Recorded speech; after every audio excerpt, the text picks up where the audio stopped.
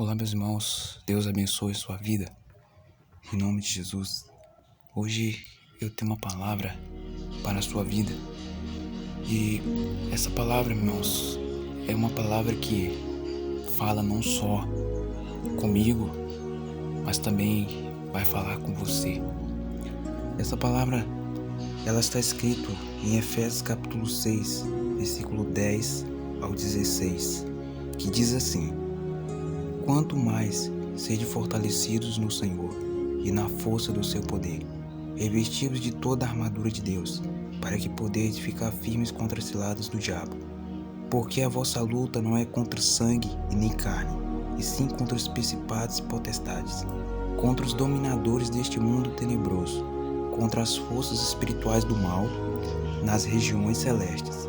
Portanto, tomai toda a armadura de Deus, para que possais resistir o dia mau, e depois de ter vencido tudo, permanecei inabaláveis.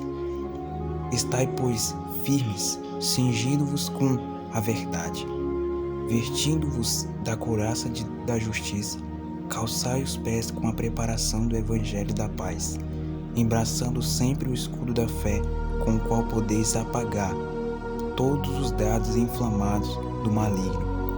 Então, irmãos, nós vemos que essa palavra, ela fala que nós devemos sermos fortalecidos no Senhor e no seu poder. E ela diz que nós devemos nos revestir de toda a armadura de Deus. Ou seja, irmãos, nós temos que se revestir das coisas de Deus, da sua palavra, da oração, de muitas coisas que tem a ver com a nossa fé, tem a ver com as coisas de Deus, que é algo que não tem a ver com esse mundo, mas é algo espiritual, é algo que a gente faz que é um modo de buscar a Deus, um modo de se achegar a Deus. Então nós vemos que as armas, elas são a proteção, porque aqui diz que nós devemos embraçar com o capacete da salvação, com a couraça da justiça e com o evangelho da paz. Ou seja, nós devemos sempre viver ouvindo e aprendendo mais com a palavra de Deus, porque a palavra de Deus diz que nossa luta não é contra a carne e nem contra o sangue, mas é contra os principados e potestades. Então nós vemos que essa palavra diz que a nossa luta não é contra as pessoas, não é contra as pessoas que fazem o mal contra nós, porque não é essas pessoas que fazem o mal. Quem está por trás de tudo isso é Satanás. E a Bíblia diz que ele é mentiroso. A Bíblia diz que ele é como se fosse um leão, irmãos. Ele é como se fosse um leão que fica rugindo. Ele procura quem ele possa devorar. Mas ele não é o leão, mas ele é como se fosse um leão, porque ele procura pessoas para destruir. Ele procura a vida de pessoas que muitas vezes a pessoa poderia ter uma vida melhor, poderia não cair no erro.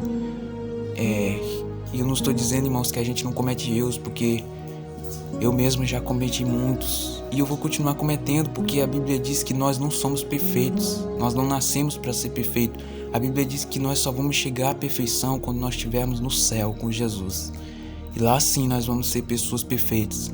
Mas enquanto nós estivermos nesse mundo, a nossa vida não vai ser perfeita.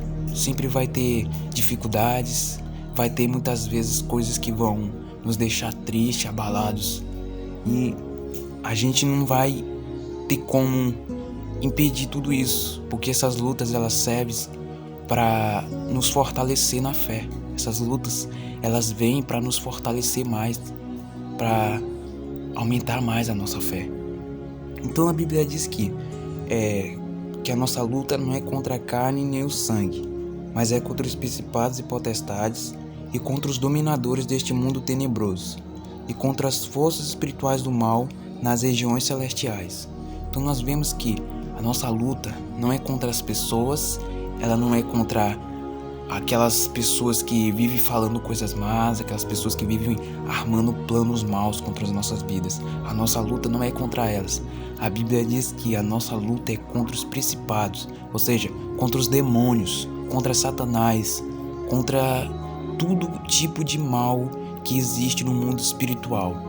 Ou seja, os anjos eles trabalham ao nosso favor, mas os demônios eles trabalham em favor do diabo, porque eles querem destruir a vida das pessoas.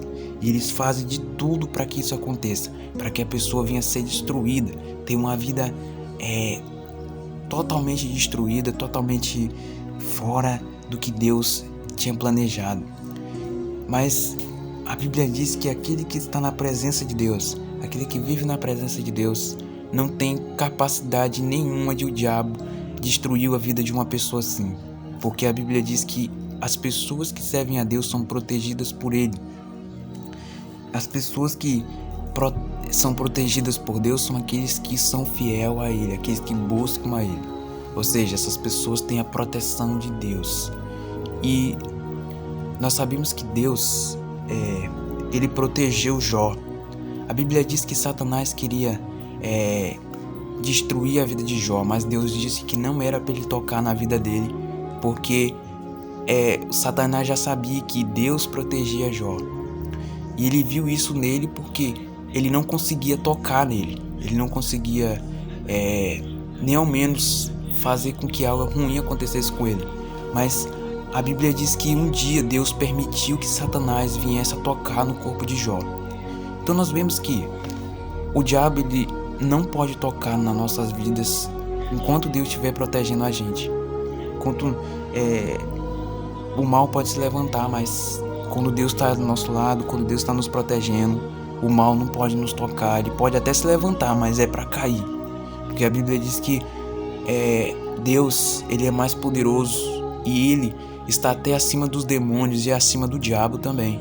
Ele é Deus acima de tudo. Porque até o diabo foi vencido por Jesus lá na cruz.